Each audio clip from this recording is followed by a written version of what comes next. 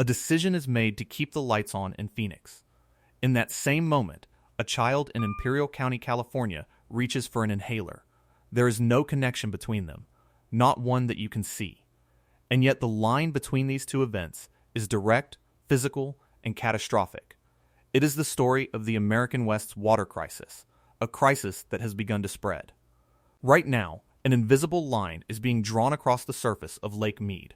That line sits at an elevation of 1,035 feet above sea level.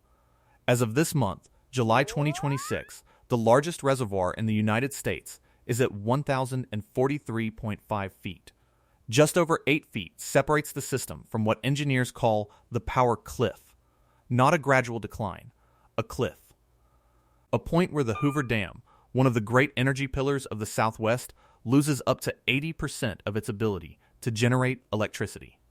To stop the lake from falling those last 8 feet, a choice has been made. To conserve water, to deny it to the single largest user on the entire Colorado River. But that single gallon of water saved for Lake Mead is a gallon that was destined for somewhere else. A forgotten lake, an accidental sea. And when that water doesn't arrive, something else rises in its place. Dust, a fine, white, toxic powder, carrying the residue of a century of industrial farming. It lifts into the air. It travels on the wind. It finds its way into the lungs of a generation. This is the impossible trade-off nobody wants to talk about. A slow-motion catastrophe where the only way to prevent one disaster is to actively create another. This isn't a story of a single dying lake. It's the story of two. A story of a crisis that is no longer contained. So what really happens when saving a reservoir means sacrificing a community? Lake Mead was never a lake. It was an act of will, a proclamation. In 1936, the Hoover Dam rose from the Black Canyon, a concrete wedge driven into the heart of the Colorado River. It was the tallest dam in the world, a monument to an era that believed nature could be commanded, that a river could be disciplined. Lake Mead, the reservoir it held back, became the physical manifestation of that belief. A vast, deep, reliable store of fresh water in the middle of the Mojave Desert. It was controlled, predictable, and managed. It was infrastructure as ambition. 150 miles to the southwest lies another body of water, the Salton Sea. It was never an act of will. It was an accident, a colossal mistake. In 1905, engineers trying to divert the Colorado River for agriculture made a miscalculation. A temporary canal wall failed, and for 18 consecutive months, the entire volume of the river poured into a dry desert basin called the Salton Trough, which sits more than 200 feet below sea level. By the time they sealed the breach, California had a new lake, the largest in the state, the Salton Sea. It was chaotic, unplanned, and unmanaged. It was infrastructure as failure. For decades, these two lakes lived separate lives. One, the symbol of humanity's power to conquer the desert. The other, a symbol of the desert's power to defy human plans. Mead was the engine of growth for Las Vegas, Phoenix, Los Angeles.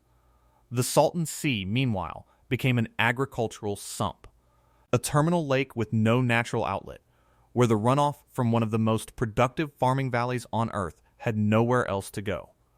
For a while, an equilibrium held. The farm runoff, full of fertilizers but still fundamentally water, kept the accidental sea alive. But their fates were never truly separate. Both were born from the same river. And now, they are dying by it. That equilibrium is broken. The two lakes, one engineered and one accidental, are now bound by an invisible chain of cause and effect. And every decision made to save the great monument of engineering is now draining the life from the great accident of history.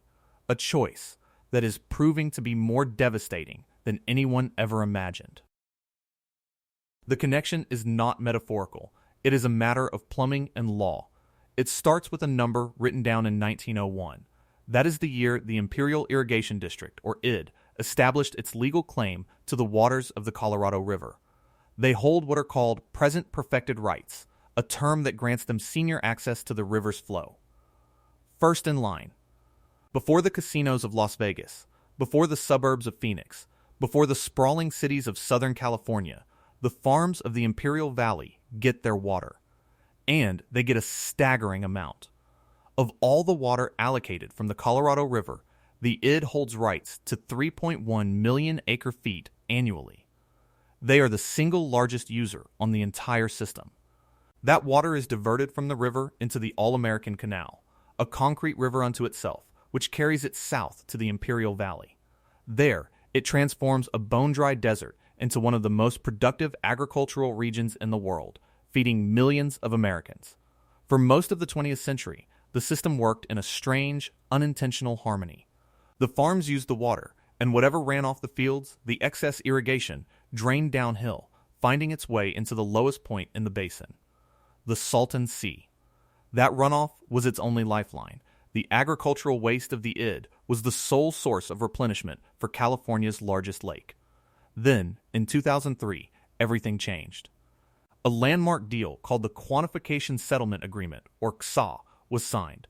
It was a complex arrangement designed to force California to live within its legal water allotment. As part of that deal, the ID agreed to transfer massive amounts of its water entitlement away from farming and send it to thirsty, growing urban areas like San Diego. It was a deal celebrated as a breakthrough in water management, trading farm water for city water, a market-based solution. But it was also a death sentence. To transfer that water, the ID had to become more efficient. They lined canals with concrete to stop leakage. They encouraged farmers to switch to drip irrigation. They implemented conservation programs. Every gallon saved, every drop conserved, was a gallon that could be sold to the cities for a profit. It was also a gallon that no longer ran off the fields, a gallon that no longer made its way to the Salton Sea. The CSA included a provision for mitigation water to be sent to the sea to soften the blow. But it was temporary. A grace period. That mitigation expired, precisely as planned, on December 31st, 2017, the day the water was officially turned off. The effect was not gradual. It was immediate and brutal. The rate at which the Salton Sea's shoreline was retreating tripled almost overnight, from 12.5 meters a year to 38.5 meters a year. Exposed, dying a sacrifice, not a solution. And as the water disappeared, the real poison was revealed. The ground beneath the Salton Sea is not just sand and salt. It is a toxic ledger of the 20th century. For decades, the runoff that fed the sea carried more than just water. It carried pesticides, like DIT. It carried heavy metals from industrial sources upstream. It carried selenium. With no outlet, these toxins settled into the mud at the bottom of the lake, trapped beneath the surface. As long as the water was there, they were contained. Now, that water is gone, and the lakebed, a fine, powdery soil that engineers call playa, is exposed to the air. The winds in the Imperial Valley are relentless. They pick up that playa, a cocktail of concentrated salts and legacy poisons, and carry it for miles. It hangs in the air as a milky haze, a constant reminder of the shrinking sea. This isn't an environmental problem. It is a public health catastrophe, unfolding in real time. The community that bears the brunt of this is Imperial County, a county that is 80% Hispanic and Latino, a county where farm workers who feed the nation live in the shadow of this unfolding disaster.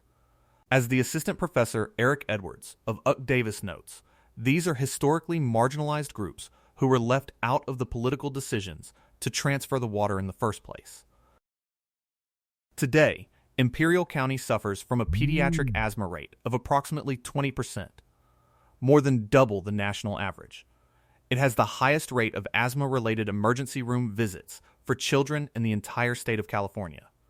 In October of 2025, a landmark study from UC Irvine's School of Population and Public Health drew the line a final time, directly and quantifiably linking the hours of exposure to wind-blown Salton Sea dust with statistically measurable declines in lung function among local children.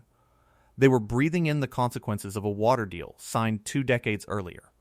The residents are not just watching their lake disappear, they are watching it turn into a weapon aimed directly at their own families.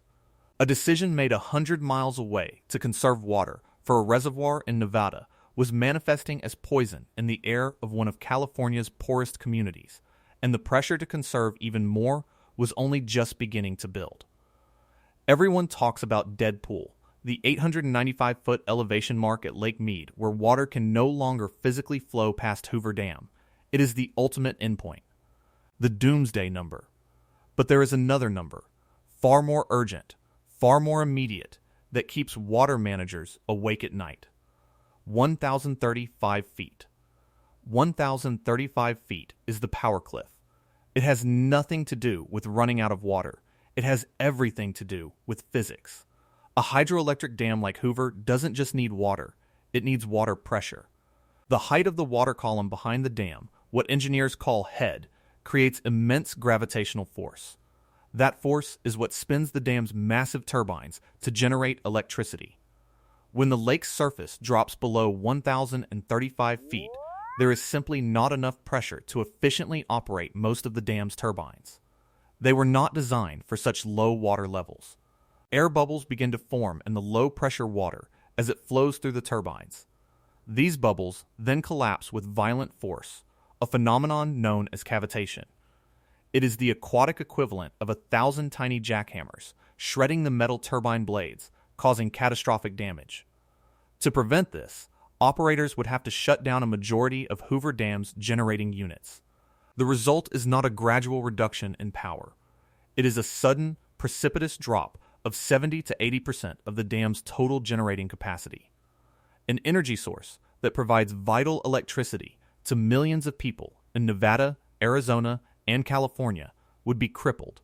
The stability of the entire regional power grid would be at risk. And as of today, July 2026, Lake Mead sits at 1,043.5 feet, a mere 8.5 feet above the cliff. The Bureau of Reclamation projects the lake will hit 1,040 feet this very month, matching its all-time low. The margin for error is gone. This is the emergency that is forcing the hand of federal and state water managers. To keep the lights on, to stabilize the grid, to prevent the power cliff, they must keep Lake Mead's elevation from falling any further. There is only one way to do that. Use less water, drastically less. The pressure falls squarely on the biggest users, Arizona and California. And in California, the biggest user by far is the Imperial Irrigation District. Just this past May, on May 15, 2026, the ID Board, led by Chairwoman Karen Eugenio, approved a plan to conserve up to 100,000 additional acre-feet of water for this year alone, specifically to help stabilize Lake Mead. It is a necessary act of cooperation, a responsible measure to stave off an energy crisis. But now we know the true cost. Every one of those acre-feet saved for Lake Mead is an acre-foot of water that will never reach the Salton Sea. It is another patch of toxic playa exposed to the wind. Another gust of poison dust. The choice has been made stark. You can have electricity in Phoenix, or you can have breathable air in Imperial County. But the system, as it is currently constructed, will not allow you to have both. Just when the equation seems impossibly bleak, a miracle appears. Buried thousands of feet beneath the toxic, shrinking Salton Sea lies a resource of almost unimaginable value: hot, salty brine, trapped in geothermal reservoirs, saturated with one of the most critical elements of the 21st century: lithium. Estimates place the total amount at 18 million metric tons, enough to supply over 375 million electric vehicle batteries. At current market prices, it's a treasure valued at over $540 billion. Governor Gavin Newsom and others have dubbed the region Lithium Valley, the Saudi Arabia of lithium, a potential economic salvation for one of the state's poorest regions and a key to America's green energy future, all sitting directly beneath the site of an environmental disaster. The technology proposed to extract it is called direct lithium extraction, or DEL. Unlike conventional lithium mines that use massive evaporation ponds, DEL is a closed-loop system. Geothermal power plants, which already exist at the Salton Sea, pump the superheated brine from deep underground to generate steam for electricity.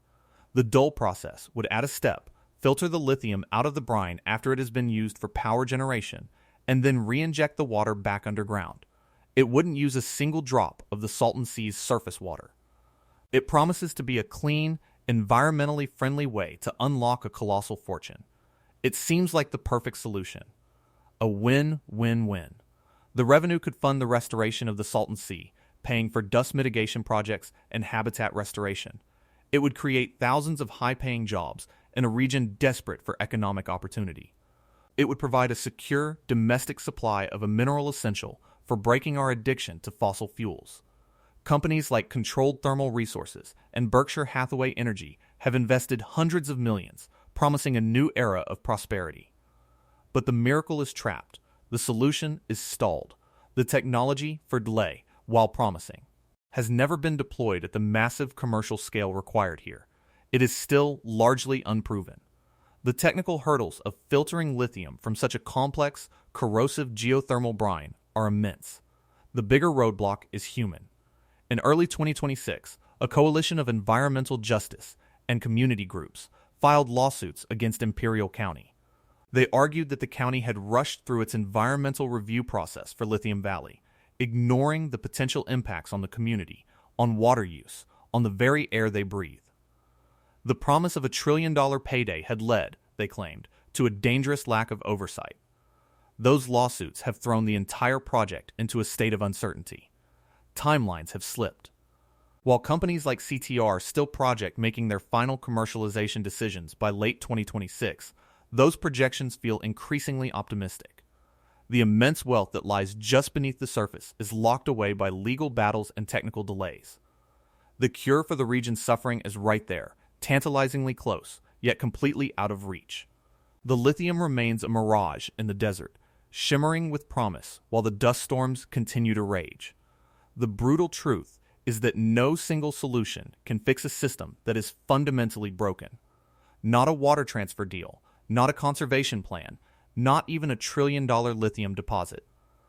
Because the problem is not with any one lake. The problem is with the math.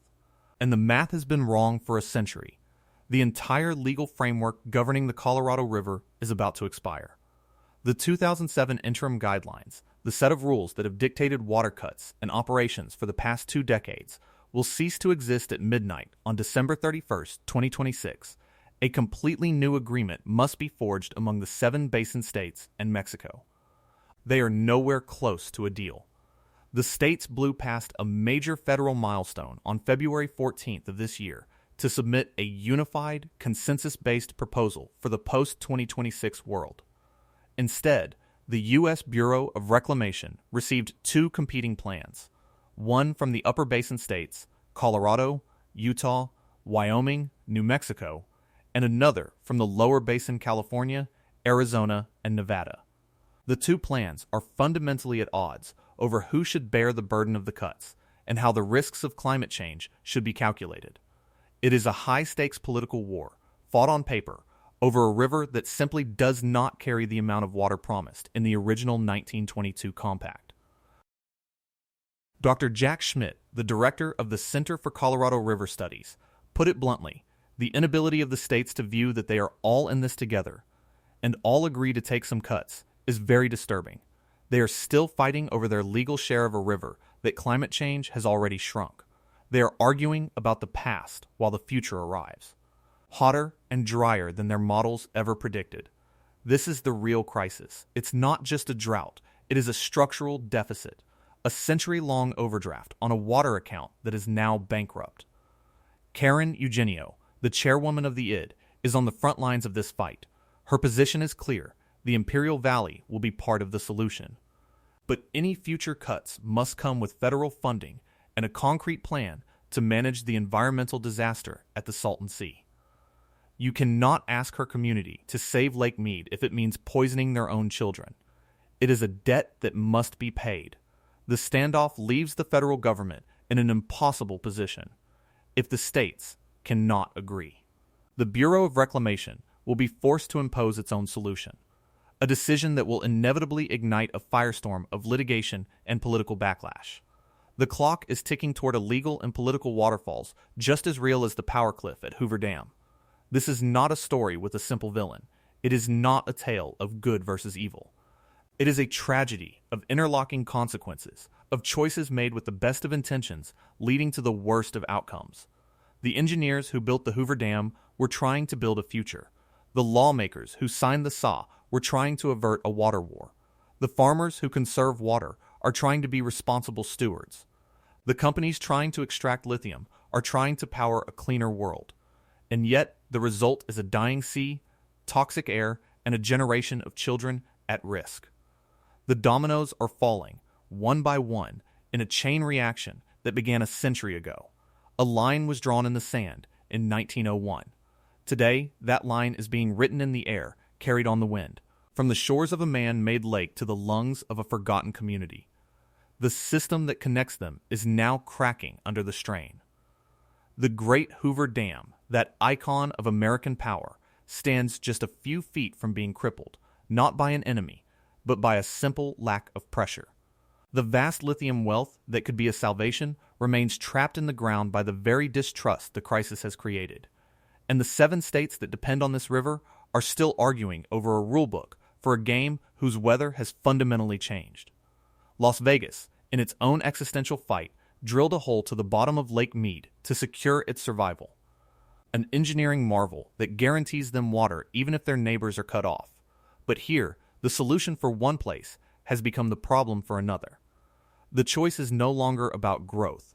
It's about who pays the price for survival. A price that is not being measured in dollars, but in hospitalizations, in lost potential, in the simple, desperate act of breathing. The water level in Lake Mead will continue to be the metric everyone watches. But the real measure of this crisis is the rising concentration of particulates in the air above the Salton